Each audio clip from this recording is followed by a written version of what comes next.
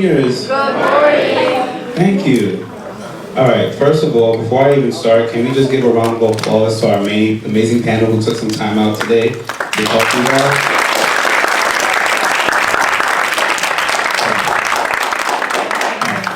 So as we start for our event for College Days today, I'm going to ask at this time to everyone close their eyes. Just trust me. Do you trust me? Yes. Wow, that's crazy. I remember that next time I come to my office now. But please, just close your eyes for a little bit. Okay? Just ask everyone to close their eyes. I want to take you back to a time where there is no social media, no TikTok, no Instagram, no telephone, no Facebook. It's the 1900s, and we are 40 years removed from the abolishment of slavery, 20 years into the Jim Crow era. At the same time, African Americans finally received the access to education and hopes for a better life post-slavery. You can open your eyes now. This generation demanded for equality while battling the obstacles of segregation and racism. For many, it was difficult to afford an education due to limited financial resources. A classmate that you would compare notes with during the fall semester may not return for the spring. These scholars saw it was pivotal for African Americans to build a community at these predominantly white institutions in order to survive. They were able to build an educational network where they could compare notes, recommend professors, provide housing, create familiar bonds, all while obtaining their degrees in their field of focus. The birth of Black Greek letter organizations started around the same time. African Americans attempted to join white fraternities and sororities, but were denied due to the color of their skins. Some of these organizations thought African Americans were only worthy enough to clean these houses, but not join them as members. The Black community is historically underrepresented in all aspects of life. The founding members of these organizations had a vision to make a lasting impact in the Black community, and 100 years later, the vision still remains the same. The National Panhellenic Council, affectionately known as the Divine Nine, are connected to one another in more ways than one. Now, social media may portray us as rivals, or what you guys like to say is ops. You got it? You got it? All right, cool. Good one, thank you, I appreciate that. I was working on that. I was making sure I got the laugh last night. But it couldn't be farther from the truth. Now, there are moments where we are extremely competitive when it comes to grades, step and stroll competitions, and philanthropy work. We might even have heated discussions over who is the best. I'm gonna always say it's my organization. See? See, maybe lost my train of thought. Nonetheless, it is truly a family affair between us, and just like any family, we have our differences. We all have different reasons of why we choose the organizations we chose, but the goal remains the same. The goal will always be to give back to the Black community and make an impact on the next generations of scholars. Ladies and gentlemen, I present you College Days.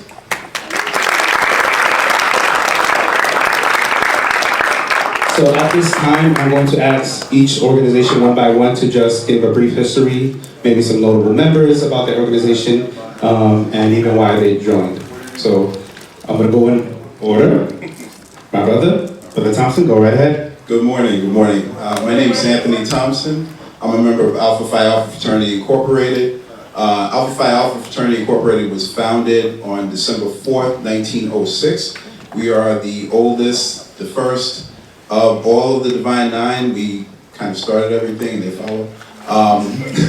But one of the things about Alpha Phi Alpha, it was founded at a predominantly white institution, which is Cornell University, which is located in Ithaca, New York. So you can imagine at the time that Brother Gervias was speaking, that time was really a critical time for us as African Americans.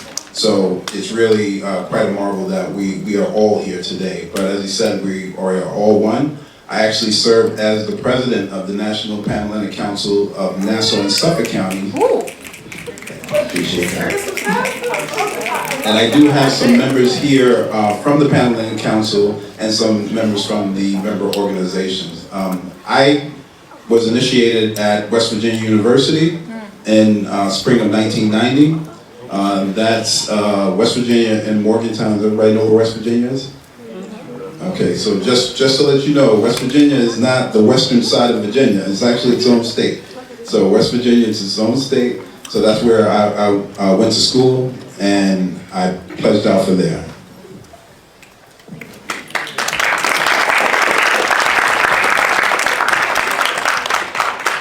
Hi, good morning, everybody. My name is Leisha Kason. I'm a member of Alpha Kappa Alpha Sorority Incorporated. The organization was founded on Wednesday, January 15th, 1908 on the campus of Howard University, which is a historically black college. I was initiated at Delaware State University in 2016. I'm currently a member of the Sigma Psi Omega chapter, which serves the Suffolk County area, and I serve as the fundraising co-chairman. It's been such an amazing experience to be a part of the organization. Just about me, I grew up in Amityville, so I was involved with a lot of organizations in my community, and so many people and resources poured into me. And that's the reason why I am the woman that I am today. I'm literally a product of my community. So, so joining AKA was literally a no-brainer for me. And it's been so amazing to give back to my community, to provide the same resources for other people that I was giving, and I really enjoyed it. For the organization, we've been around for 116 years. We are the oldest black sorority, so it's been so amazing. We provide services throughout the whole world, and some of our most notable members is, of course, Kamala Harris, and then Coretta Scott King, Dr. Maya Angelou, Jada Pinkett Smith. There's so many amazing women, from lawyers to doctors to congresswomen, who have been a part of this organization, and it is such an honor for me to be a part of it. And thank you for having me today.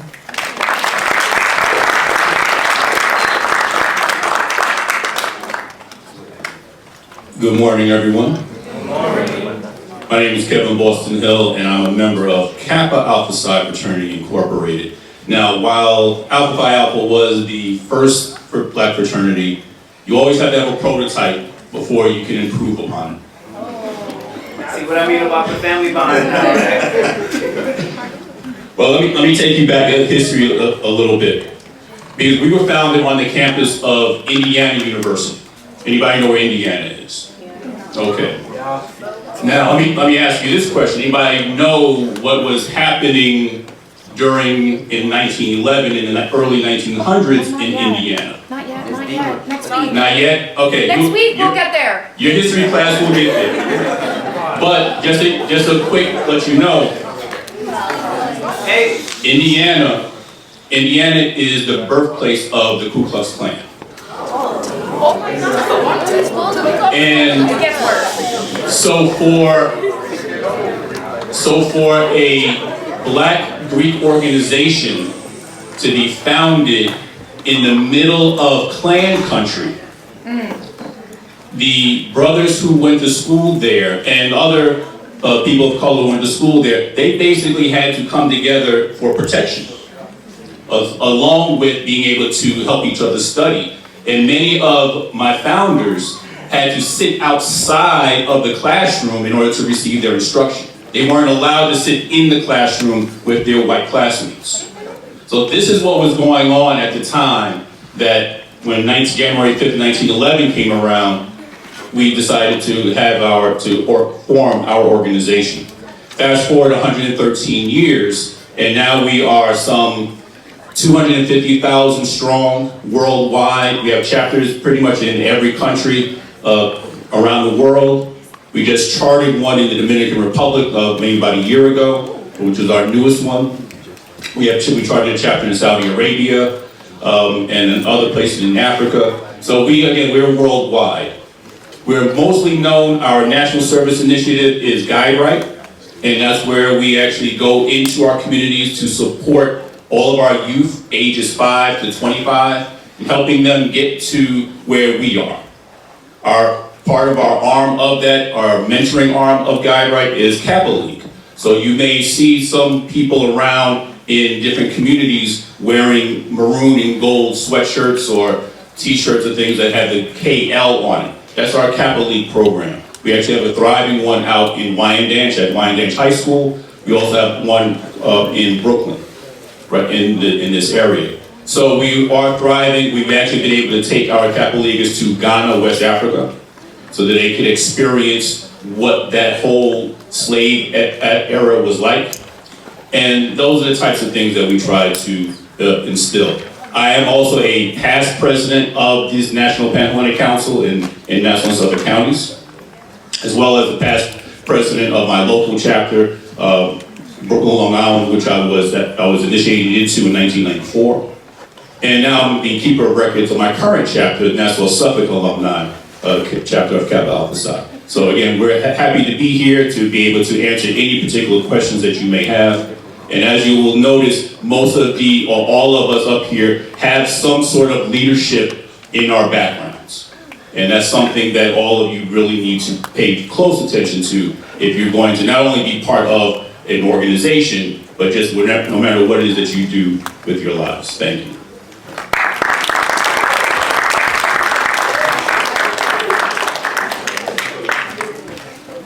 Good morning. My name is Joaquina Atkinson Brown. I am a member of Delta Sigma Theta Sorority Incorporated. Delta was founded on the campus of Howard University on Monday, January 13th, 1913, by 22 dynamic women. During that time was the women's suffrage, and 2 months after being founded, we were the only Black Greek organization to march in the Women's Suffrage March. I am a member of Nassau Alumni Chapter here that covers all of Nassau County. We have mentorship programs for young boys and young girls. I am currently the co-chair for the Embody program, which is our males program for the ages of 13 through 19. And we also have the GEMS program, which is for the high school girls, and the Ben Shabazz Academy, which is for the elementary school kids. We do so much service work here around Nassau County and everywhere. We were one of the first organizations, non-Greek,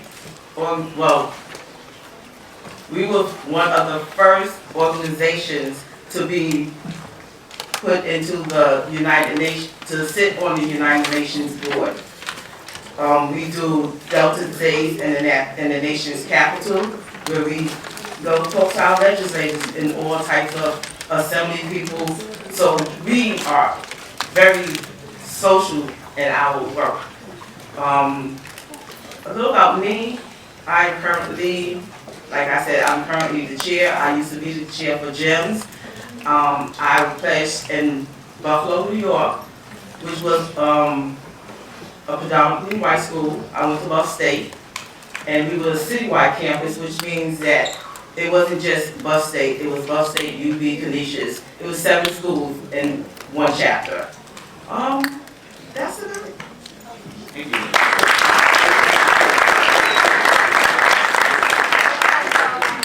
Good morning, everyone. My name is Molly Flisher. I am a member of Phi Beta Sigma Fraternity Incorporated. I would like to let you all know that I am a product of New York. I grew up in Queens, New York, and I attended Stony Brook University for my undergrad and graduate degrees. I was brought into this organization in the spring of 2009, along with 3 of my line brothers. I am the last one on my line, so I'm number 4. Phi Beta Sigma Fraternity Incorporated was founded at Howard University on January 9th, 1914 by our 3 honorable founders, Honorable A. Langston Taylor, Honorable Leonard F. Morris, and Honorable Charles I. Brown. So those 3 brothers wanted to find an organization that really thought about the community and thought about how could we incorporate what we wanted to do as far as individuals of color and impart that on the community.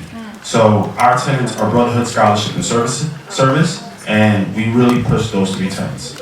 I specifically joined my organization at Stony Brook because of the brotherhood and the brothers that were on our campus at that time, and wanted to strive to find individuals that were like-minded as myself. My background is my parents are from Haiti, so I'm Haitian. So, during my time at Stony Brook, I was a member of multiple organizations. I was president of the Haitian Student Organization. I was vice president of Minorities in Medicine. And one of the things that I noticed that Sigma was looking for, they were looking for men of leadership. And that's what drew me to Sigma at Stony Brook, was that a lot of the members there were men of leadership on campus. So we like to look at ourselves as individuals, as leaders, and we look to help and lead the community. I myself serve as the president of our current graduate chapter, or U Delta Sigma, which oversees Long Island and Suffolk County. So we're constantly in the community, doing the best work that we can with everyone. I will also say that our organization within the Pan-Hellenic Council is the only one that's constitutionally bound with another organization. I'll let her introduce that organization to you all. But we are the only ones that can say we have some sisters in here. Everyone else can pretend like they do, but we are the ones that got that. All right? That was the only thing I said. I didn't even say we had another like that. I was just making sure that y'all knew who was sitting to my left. All right? So that's all I wanted to share with you all. Please ask any questions, all questions, and any questions that you have. No question is stupid. I'm just gonna say this.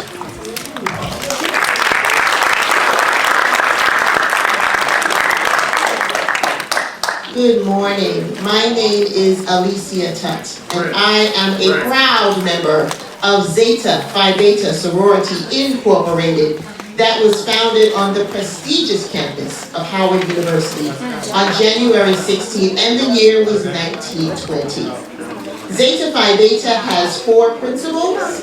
Those principles are scholarship, service, sisterhood, and the final, which is very unique only to Zeta.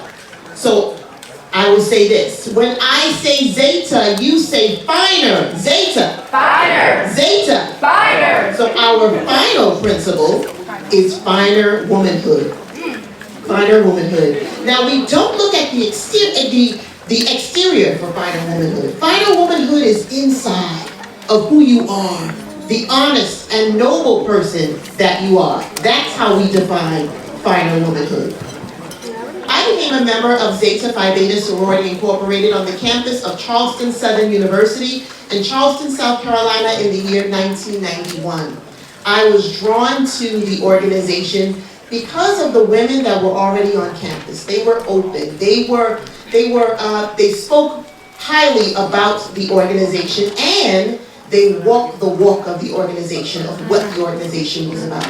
So I expressed my interest, and all these years later, I am still a member. The greatest thing about all of our organizations is we may become members at the undergraduate level, but membership never stops.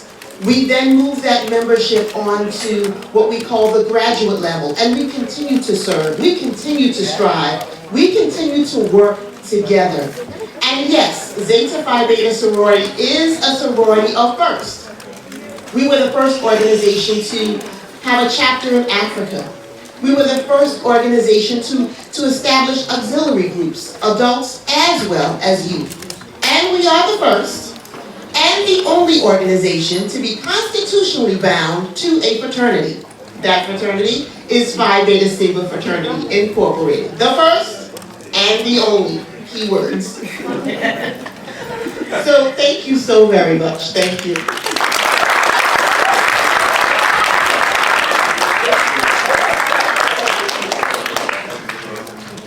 All right, so we're going to start the Q&A session. So I do have some questions for you guys. And then I will open it for anyone, for our scholars, if they have some questions. If you do have some questions, we do our press for time because I know you guys got class in less than 10 minutes. So if you do, just please line up if you have some questions to the left, if anyone is interested. We can pass the mic around, all right? But we also have like a guided spot right there. But I don't mind sharing the mic, Melissa. I got you.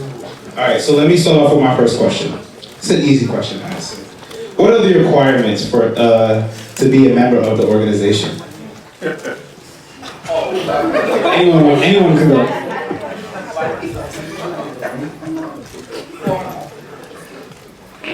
For the members of Delta Sigma Theta, you have to have at least a 2.7 on a 4.0 scale. We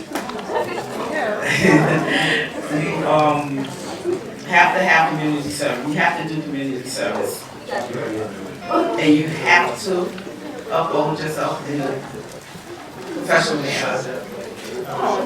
Other than that, well, there's other small things, but those are the three major things.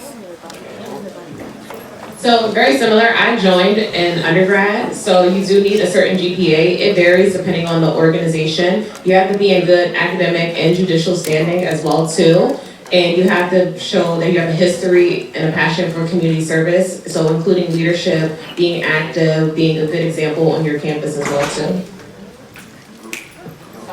I'm sorry. And then there's an option to join while you're in school, but if you don't have the opportunity to, you can join a graduate chapter. And at that point, you will need a degree. You will have to finish school, and you will still have to hold the principles and still be very active in your community and in service.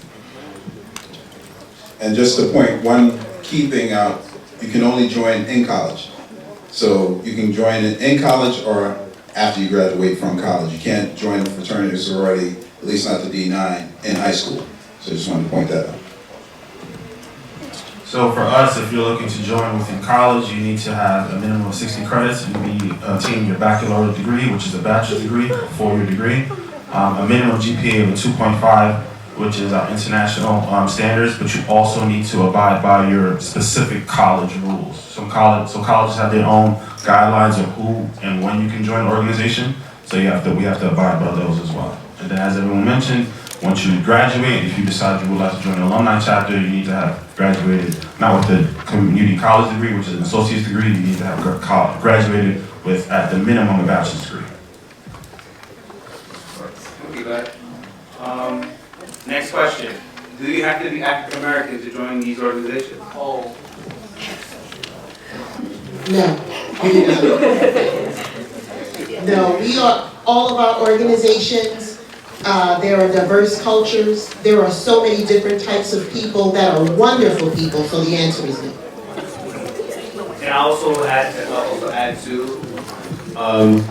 Actually, one of my line brothers who attended University of Connecticut is also he's Filipino background, so that just kind of gives you a caveat of how diverse we are. So definitely not African American, like everyone says here. We're international. So I actually was in Ghana in December and connected with my brothers from the Ghanaian chapter went down there, and I was able to kind of mob with them. So as just that question, African American, absolutely not.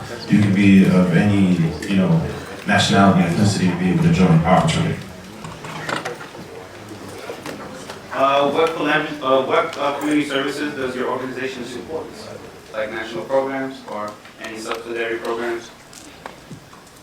So I'll start off with that. So Alpha Phi Alpha has a voters, pretty much a voter 365. We call it a voteless people is a hopeless people.